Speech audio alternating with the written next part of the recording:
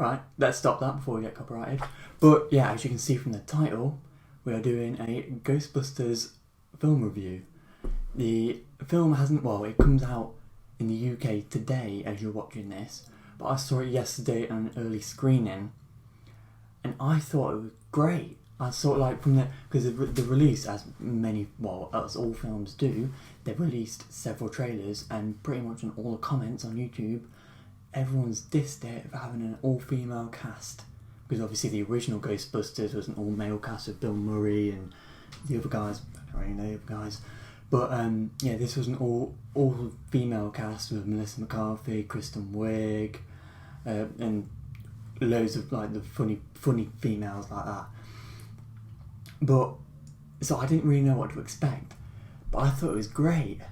The comedic they put together the comedy value, but it still had the drama and seriousness of a sci-fi fantasy film that it should do, as Ghostbusters should. But it had its own twist, because obviously the original Ghostbusters, and their sort of antagonists were the Stay Puft guy was the most memorable villain, if you like. But this one was just ghosts in general, or if you want, a human controlling the ghosts.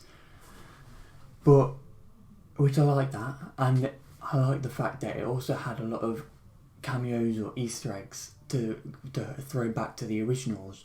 So Bill Murray was in it. He was a scientist who believed that the paranormal does not exist, which is ironic since in the originals he was the Ghostbuster. And also another original Ghostbuster from the 80s films was in it, Ernie Hudson, who was a Ghostbuster. He played Patty's uncle, who unwillingly provided the car for the movie. As you only saw him for a few seconds at the very end of the movie, but you saw Bill Murray for I say a good substantial amount of the movie, but it was a bigger role than just a cameo. It wasn't just hi, I'm a scientist who doesn't believe in paranormal, bye. It was a bigger role than that. And I also like that they kept the original logo that the old Ghostbusters had, and they even included the most memorable villain, as I said earlier, the Stay Puft Marshmallow Man. They even kept him. You saw him during the main fight scene. He was there. I'll put a picture of him here, and the original Stay Puft guy here. So yeah, that was good to see. And then you also had Chris Hemsworth, who is one of my favourite actors. I think he's a great actor, and he played a secretary to the 4 female lead characters. His name was Kevin, but Chris's character was such a stupid, in a way to put it, stupid character. He didn't know what he was doing. I'll put a clip of what he was like here. Kevin, hi, can you answer the phone? Can't, it's in the fish tank. No, the one on the desk that's ringing, that one. Oh, that one. And that's sort of what he was like. He never really got the hang of it, but he did have a bigger role towards the end of the movie, which is great.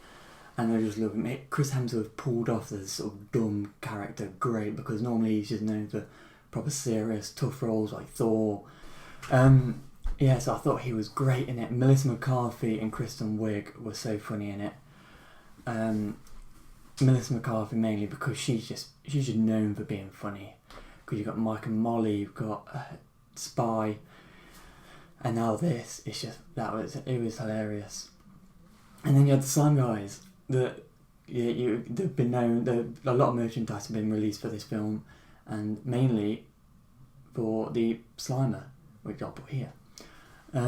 He was quite good. He wasn't in it that much, but it was still funny. But all in all, I thought this was a great film. It was so funny yet still serious. I just loved it, and I do hope they do a sequel. I do hope because there's obviously like 3 Ghostbusters films, I think, originals. So I hope they do a sequel for this one, because I think they should. I think people will love it.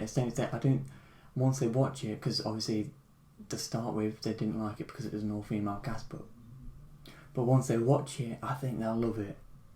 I think it will get great hits in the box office and make loads of money. I think it would deserve a sequel. So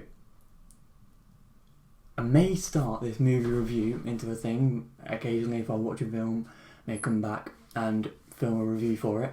So we'll start a ratings. So out of 10, I would give this film a good 9, say 8.5 out of 10.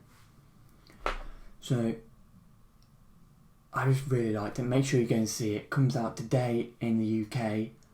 I think it's already out in the US. I think it came out before us. So yeah, please go and watch it. It's a great film and I hope you enjoy it. Thanks